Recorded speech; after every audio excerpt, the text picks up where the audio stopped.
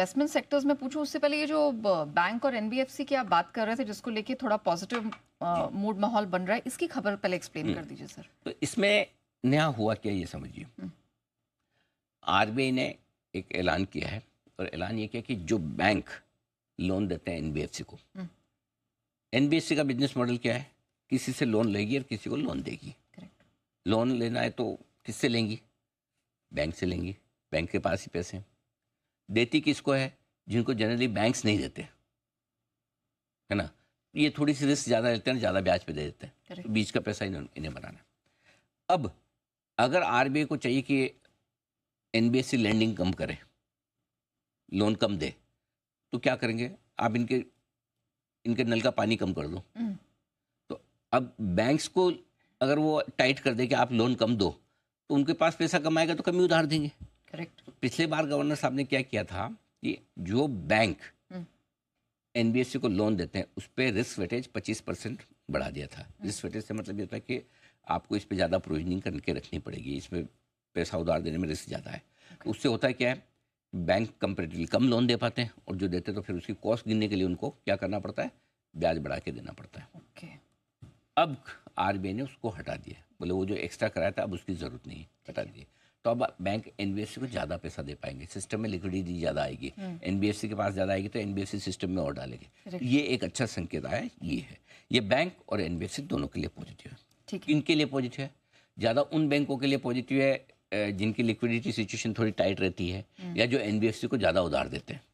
ठीक है, जिसमें आपका बंधन, आरबीएल, आईडीएफसी, इंडसइंड बैंक, इनकी एनबीएफसी लैंडिंग ज़्यादा है, तो इनको ज़्यादा फायदा होगा। दूसरा फायदा किसको होगा, उन सारी एनबीएफसी को होगा जो उधार लेते हैं, आईएफएल, मनापुरम, पीएल, लगभग सबके लिए अच्छा है, इनके लिए ज़्यादा अच्छा है। एक इंटरेस्टिंग नाम इसमें आता है, एसबीआई कार्ड्स।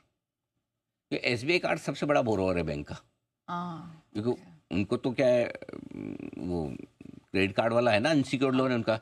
तो वो जैसे आपने कोई जाके शॉपिंग की जी, और आपने शॉपिंग की तो आपने क्रेडिट कार्ड यूज़ किया, लेकिन जो भी जिससे खरीदा है उसको तो एसबीआई कार्ड, अगर समझो आपने एसबीआई कार्ड यूज़ किया है तो एसबीआई कार्ड उनको पैसा दे देगा, आपसे बाद में लेता रहेगा।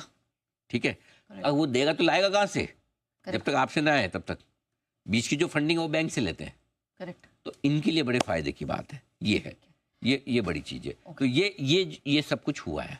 अब आपका सवाल पूछिए। अब मेरा सवाल ये है कि क्या उस बेसिस पे फिर यही एक सेक्टर है जहां पर, यही सेक्टर है जो बेस्ट है इस वक्त इन्वेस्टमेंट के लिए। आपको जब ठीक लगे तब करिए। अच्छा, हाँ, आज ठीक लगे, एक हफ्ते बाद लगे, 22,000 की निफ्टी पे लगे, 21,000 की पे लगे, 18,000 पे, जिसको जो लगे वो, लेकिन जब भी लगे आपको मुझे पैसा डाल दूं उसमें। हाँ, सबसे अब आप देखेंगे अलग अलग सेक्टर्स पे आप व्यू लेते हैं, राइट। तो क्यों बैंक सबसे बेस्ट है सेक्टर में, वो मैं आपको समझाता हूँ। पहली चीज, नए गवर्नर साहब आने के बाद क्या हुआ है, 3 बड़ी चीज़ें हुई है बैंक्स के लिए।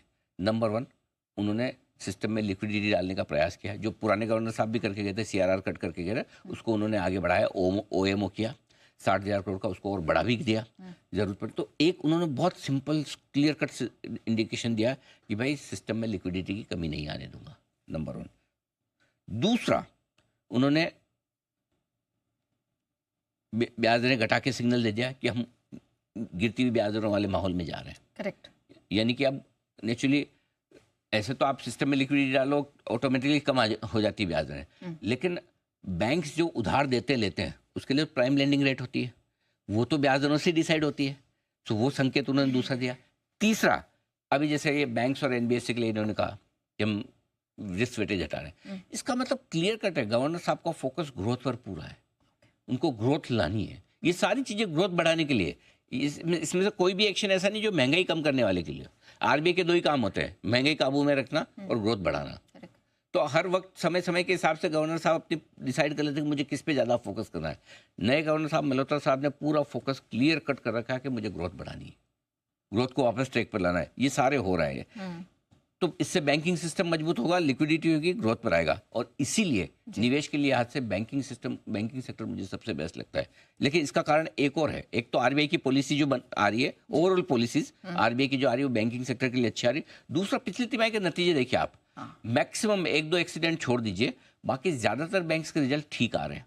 करेक्ट। ठीक है, एक थोड़ा सा अनसिक्योर्ड लोन जिन बैंक्स के पास में है वहाँ पर थोड़ी तकलीफ है, उन बैंक से थोड़ा दूर रहें। अदरवाइज जो अनसिक्योर्ड लोन वाले बैंक या एनबीएफसी नहीं है और उनके स्टॉक ज़्यादा घटे हुए हैं, वो आपको रडार पे रखने हैं जब भी खरीदने हो।